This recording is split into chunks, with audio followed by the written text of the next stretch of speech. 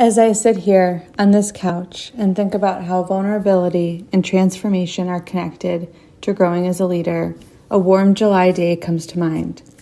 I was sitting in the same spot and I felt very far away from myself. At that time, so much of my world had changed rapidly. The migraine condition that I live with, along with other genetic conditions that I have, were completely unraveling my normal.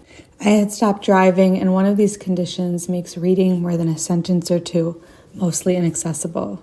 A chronic fracture in my right foot had flared, and I was back to using my power wheelchair. I felt cut off from the world. On that July day, I waited for Beth, a young mother and teacher who is blind.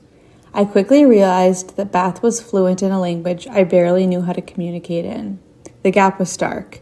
She flew through interacting with technology as she would rapidly blend voiceover with Siri and digital braille.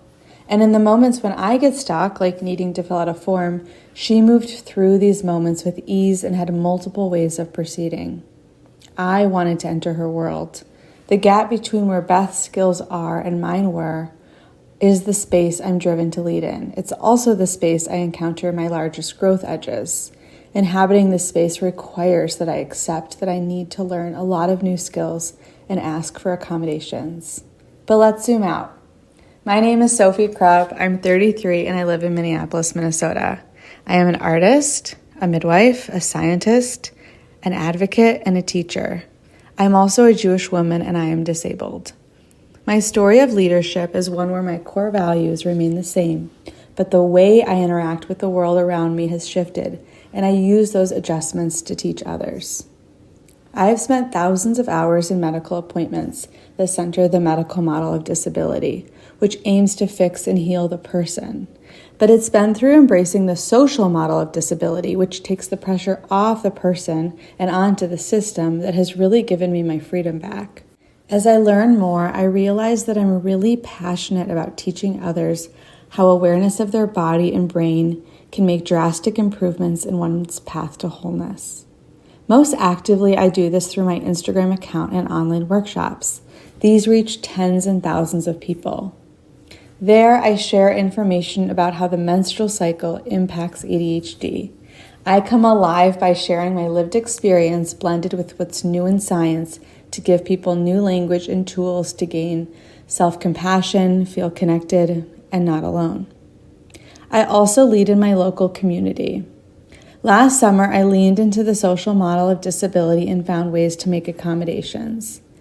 In order to bypass the maze of executive functioning and being on screens required to make plans, my partner and I began to organize weekly potlucks. This is a space where friends can show up without the need to RSVP exactly as themselves for food, connection, and community.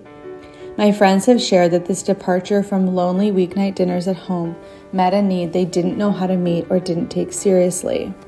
This is an example of the curb cut effect in my life. So an accommodation that I need in order to stay connected to my community that ends up benefiting everyone. This fall, when war broke out in the Middle East, my community was fractured around painful ideological and political divisions. I led by organizing, listening, and sharing circles to allow us to stay connected to one another.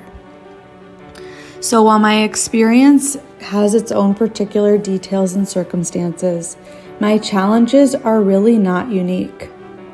Learning this motivates me to grow through these challenges, find those growth edges, like learning to advocate for myself, to create accommodations, to continue to stay vulnerable and honest about my needs, and then share it all as I go. Other disability advocates who do this are a huge part of what keeps me motivated. Since my earliest memories of self, I have been asking questions, making connections, and seeking to share what I learn with others. I thrive by creating methods of translating the mysterious and complex into the clear and inclusive. I want to become a Byron Fellow because I want to have the opportunity to continue to do this work alongside other thought leaders to reach my goals, be challenged, gain mentorship, and begin the next step of my journey.